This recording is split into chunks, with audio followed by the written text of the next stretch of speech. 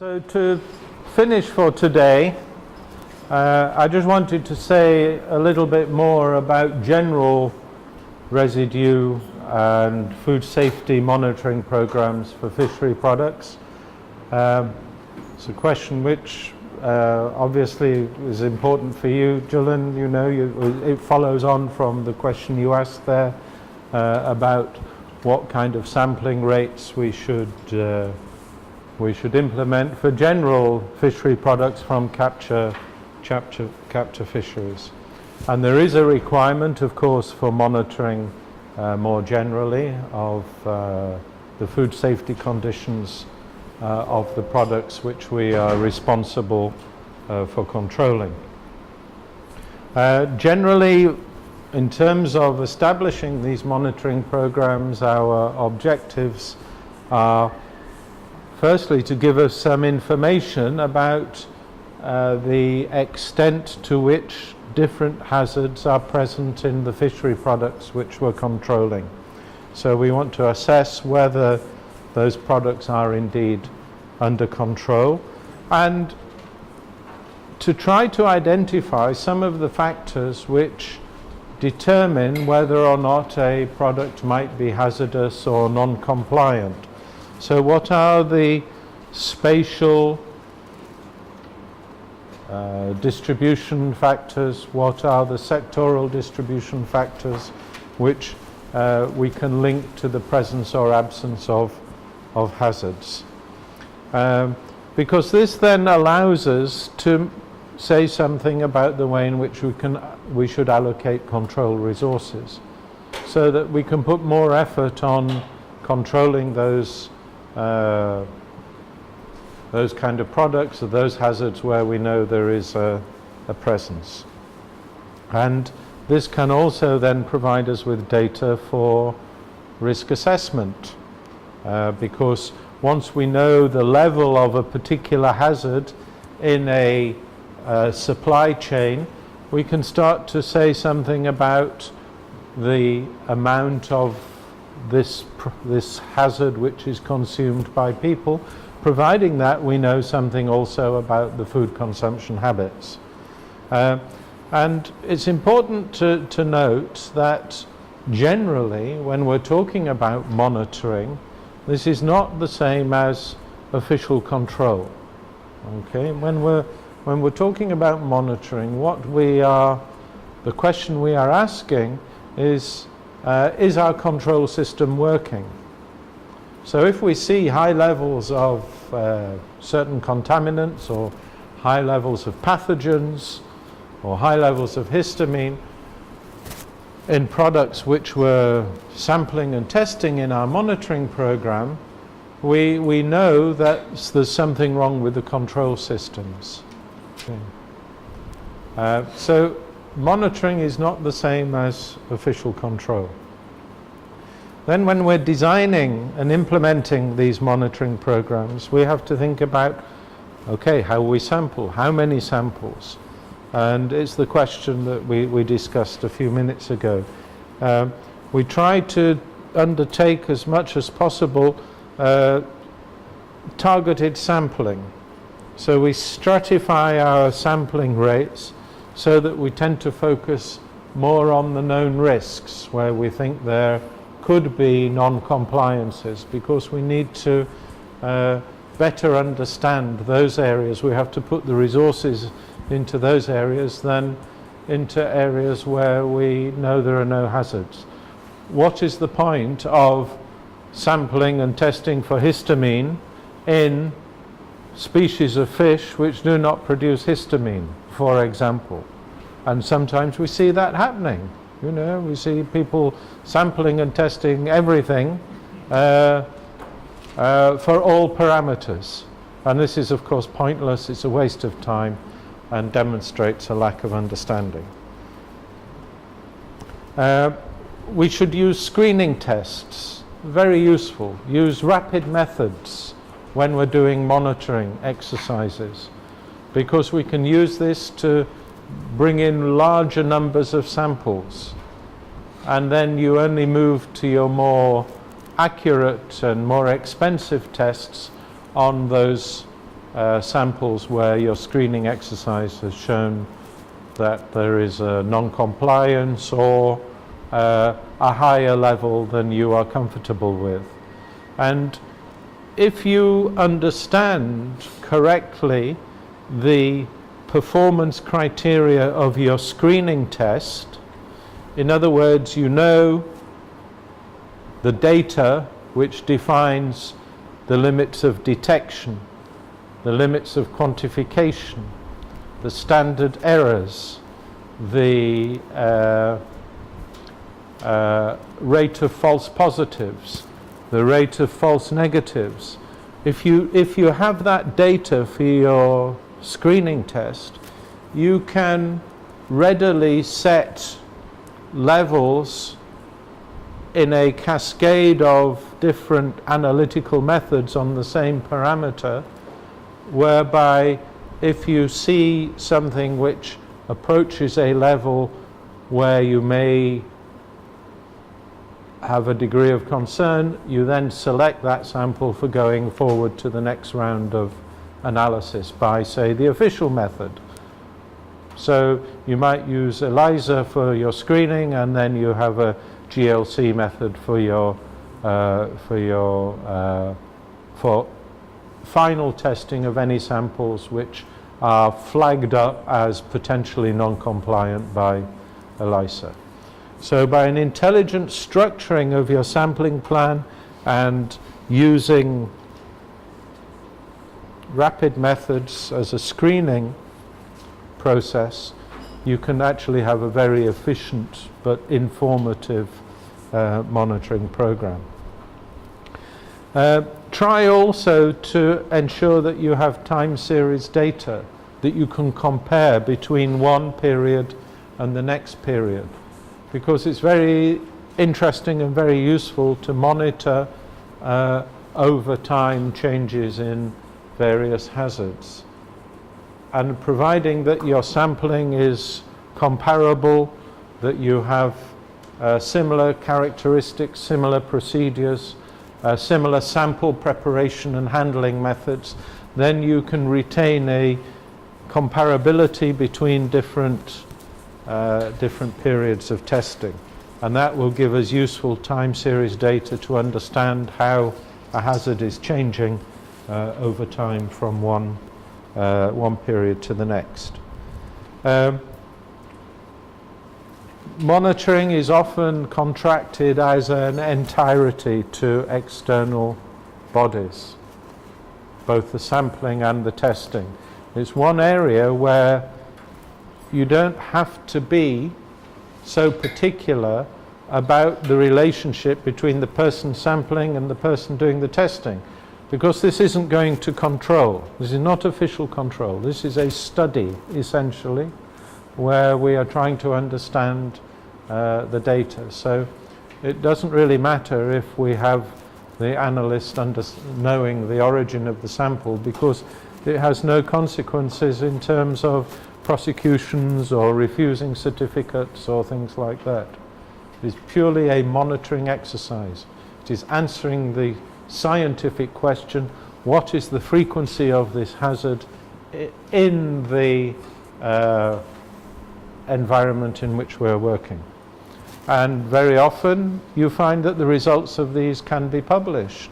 Okay, not with the name and source of the provider of the sample, but it is very useful for anybody working in the food safety area, for academics, inspectors, risk managers, to have access to this data. So we find quite often that residue monitoring and hazard monitoring test results are published as an annual study, and that is then available for everyone.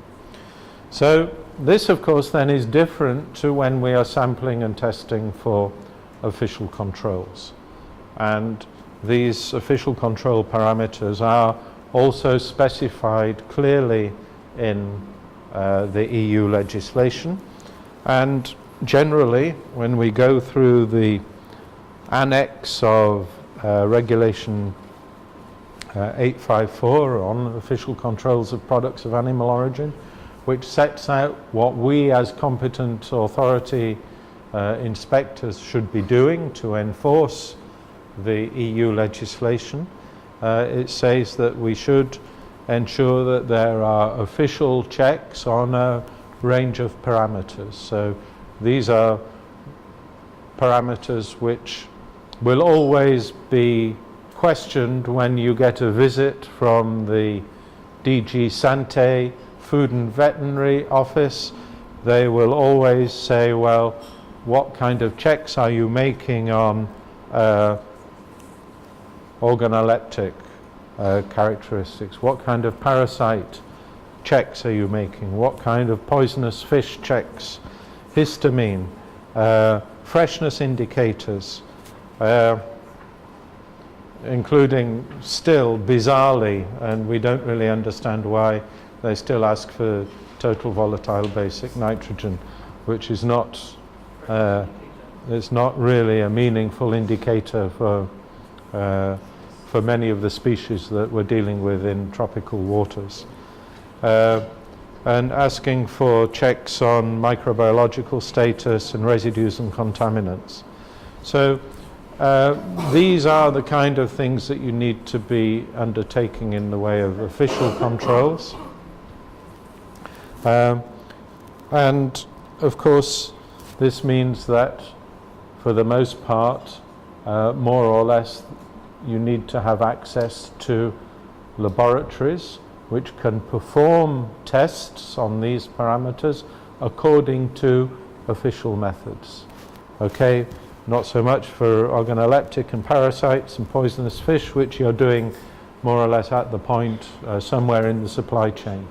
But for the other chemical parameters, you need access to official methods conducted in accredited laboratories. And the DG Sante will always ask for evidence that these tests are performed adequately, and indeed will visit the laboratories and check that the official methods are being used and go into the details of the testing methods and the accreditation of the laboratory accordingly. Let's not forget the requirements surrounding bivalve mollusks, which are a special case because of the high-risk nature of filter feeding molluscan shellfish.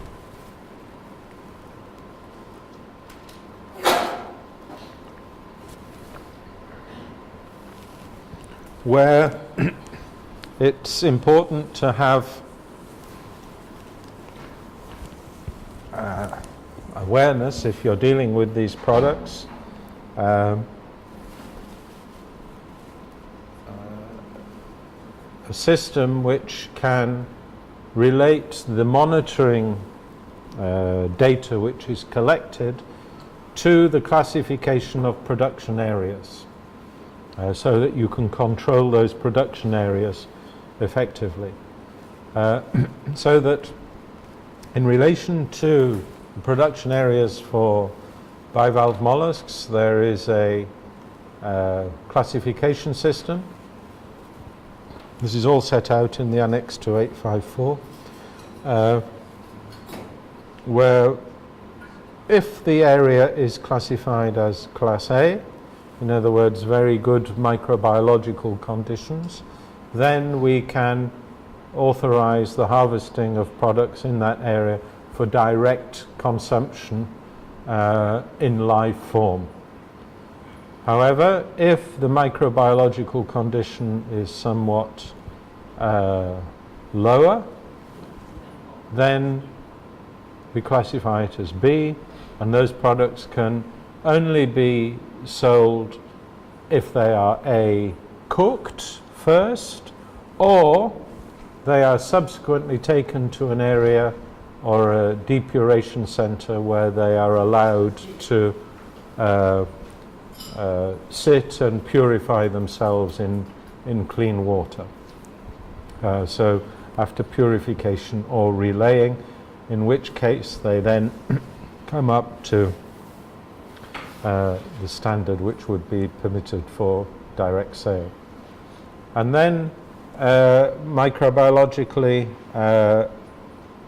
there's a class C, which is where they may only be used after relaying for a long period to get the counts down. So the classification is dependent on the microbiological quality of the water, as indicated by the microbiological quality of the bivalves. But in terms of the indicator organisms, fecal indicators and E. coli and so on. So that microbiological quality goes to the classification of the microbiological quality goes to the classification of the production area. But then separately, independently, you should be also monitoring toxin-producing plankton in the water and biotoxins in the bivalves. So this means those particular species of plankton which give rise to the toxins have to be filtered out of the water and identified. This is a very specialized task. You know, you need somebody who is an expert in the taxonomy of different species of marine plankton to be able to look at these things under a microscope and say, yeah, this is a dinoflagellate, it's, you know, and identify the species and so on. So this is not something that your ordinary inspector can do, and you need a specialized laboratory for this activity. And then separately, you have to be able to identify and test for the level of the toxins in the bivalves themselves, which often involves either live mouse bioassays, or in some cases there are LC-MS methods available for analysis. But in many cases there are no such tests. It has to be a live mouse bioassay. So these also are not such easy tests to conduct. You need live mice and to be set up for that kind of testing. And then of course you have your chemical contaminants, also applicable as in other fish, things like your PCBs and dioxin-like PCBs, your heavy metals, and so on. And however, and more or less, there are requirements within this regulation which also apply to not just bivalve mollusks, but live echinoderms, in other words, sea urchins, live tunicates, which are sea cucumbers, and marine gastropods, which includes our beloved conch, whether you eat it cooked or raw. So the regulations say something about those kind of creatures. Pectinidae, which are scallops, I don't think there is so much of a harvest of those in this area, but live marine gastropods, which are not filter feeders, harvested outside classified production areas, are to be carried out in fish auctions, dispatch centres and production establishments. So what that means is that if you are harvesting conch, you may define production areas and monitor them for presence of toxin-producing plankton. But it's not exclusively necessary that you restrict production to those areas. You can have harvest outside those production areas, providing that you take samples on landing or in processing. So they are essentially a whole set of sampling and testing requirements which are required for the official controls of bivalve mollusks and similar kind of creatures, all in all cases what they have in common is that they can become dangerous because of the possibility of marine biotoxins from these various algal sources. Anyhow, moving on. Okay, monitoring parameters for aquaculture we've covered in some detail. Just to say a little bit about the testing methods we select when we're undertaking monitoring and testing, undertaking testing for official controls and for monitoring exercises. As competent authorities, we should be specifying to the laboratories the performance criteria of the tests which we want to be conducted. Okay, don't necessarily assume that the laboratory will use the right test. We should be telling them what are the characteristics of the tests which we want to undertake. In terms of their accuracy,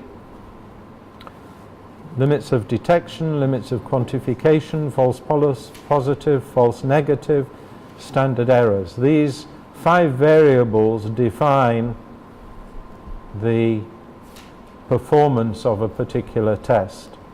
And then we have official methods which have to be used when we are going to be taking official control actions based on the test results. In other words, issuing a certificate or taking a legal action or awarding an approval or something like that.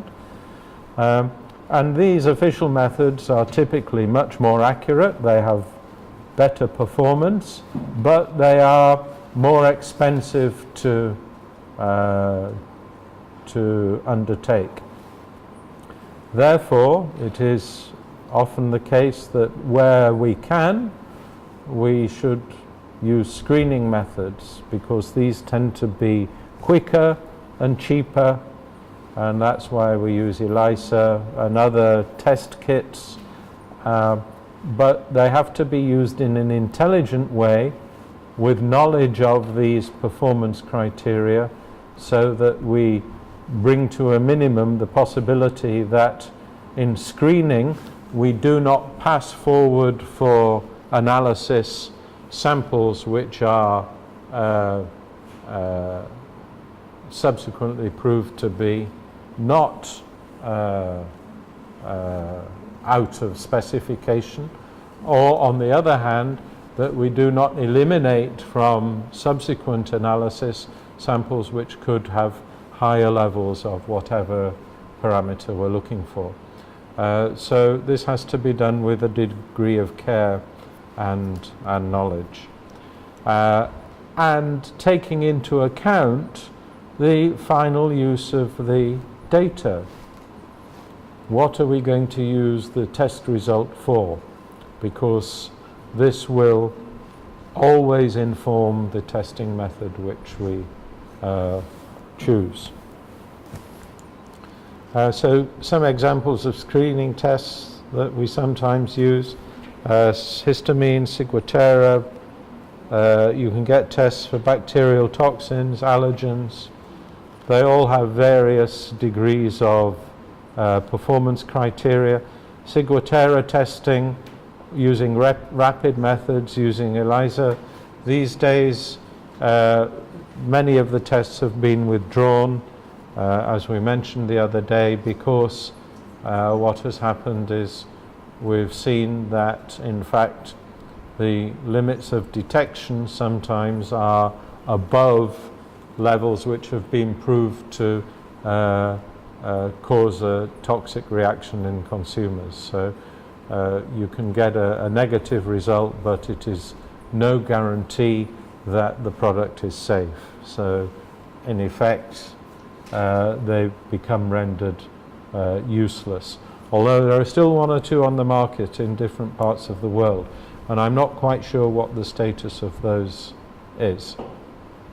One of the things we're all waiting for now is for European Food Safety Authority to come up with some advice about testing methods for Ciguatera, because this is now also a food safety issue in Europe because of the detection of this toxin in some fish in and around the Canary Islands, which I think is illustrative because those problems were never historically known about. And what we see in Europe now quite often, I live in Portugal, and we see many warm water fishes which normally you'd find around the West African coast, occasionally now are popping up in Portuguese waters. Similarly, these fish which were typically living in our area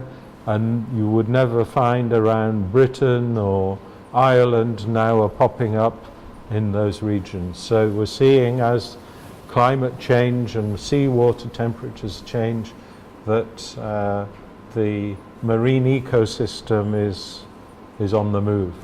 So we have to be careful that things which are related to that are properly monitored. Don't forget the importance of epidemiological data. There should be in place information systems, reporting systems, so that when there is a foodborne disease outbreak which concerns fish, that you get to know about it. It's not good enough to find out weeks later or to read in the newspaper that somebody got ill from Ciguatera or histamine. You should be informed directly, so that means relevant diseases and conditions should fall within the definition of notifiable diseases. Most public health legislation will have a concept of a notifiable disease, and foodborne diseases should be included within that. And there should be procedures and forms and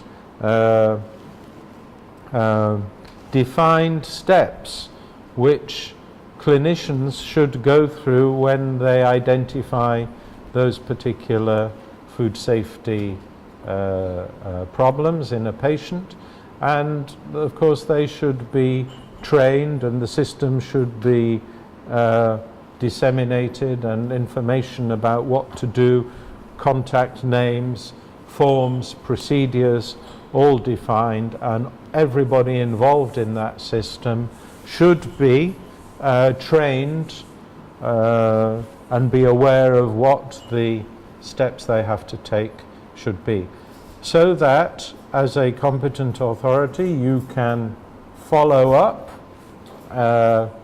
outbreaks or suspected outbreaks to identify the nature of the hazard, identify the agent, identify the sources, and take corrective actions, because maybe you can do something to stop a continued supply of dangerous products to the market. And if they happen to be a food handler and it is a transmissible disease, if it is something to do with salmonella or something like that, they can be prevented from working in positions where they might pass it on to other people. And then the other reason why we need epidemiological data is for risk assessment, for some of these activities to be able to focus our resources more accurately on those particular problems. Be aware that there are international sources of information which we can also tap into, such as the InfoSan network, which is operated by the World Health Organization. Most countries should have an InfoSan contact point, and the InfoSan network has a central monitoring of food safety events. So when there is an outbreak in one part of the world, it is reported by the InfoSan contact point in that country to InfoSan, and then it's distributed to other countries which may have an interest in that event. So, for example, if a product which is subject to a food safety hazard has unfortunately been released into international trade, then this is one means through this network that other countries which may receive that product can be informed of the possibility of a non-compliant product being presented to them for import. So sharing alerts on urgent issues, and also through the InfoSan network there are FAO and WHO have emergency response teams, which in the case of big outbreaks, whether which may have international implications, then they can mobilize technical assistance to come and help countries deal with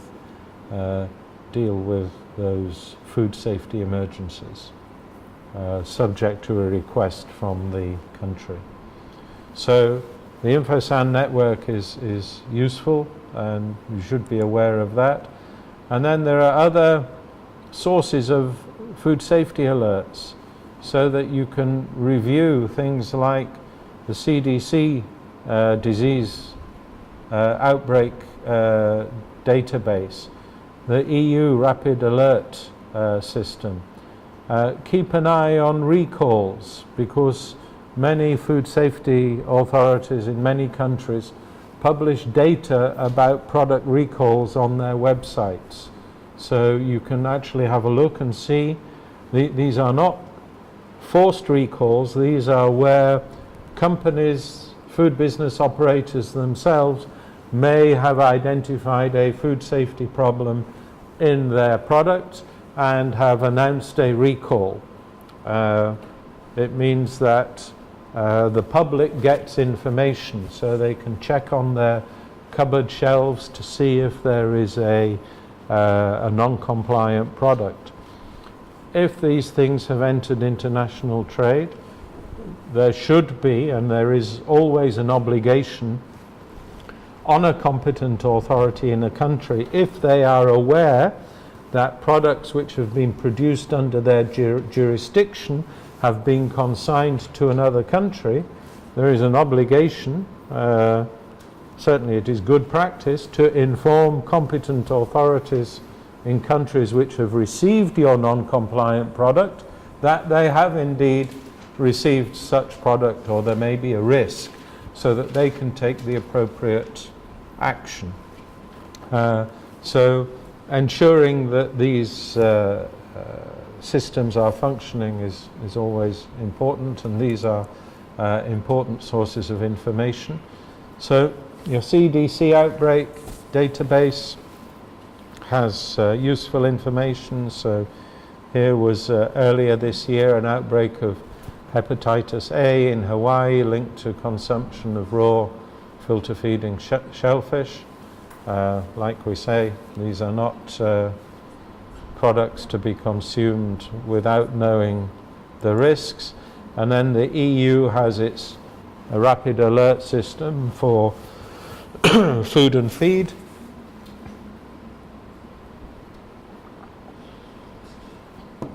where we can review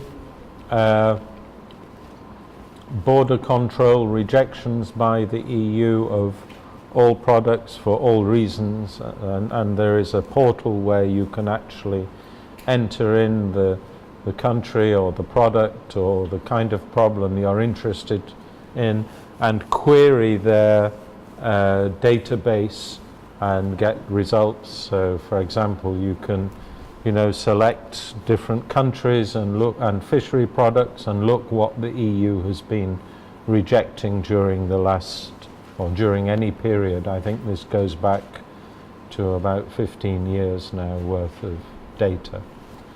So the Rapid Alert Portal is also a very interesting source of knowledge about different hazards. And then the FDA also has its own database of recalls, market withdrawals and safety alerts in a similar way, which you can review.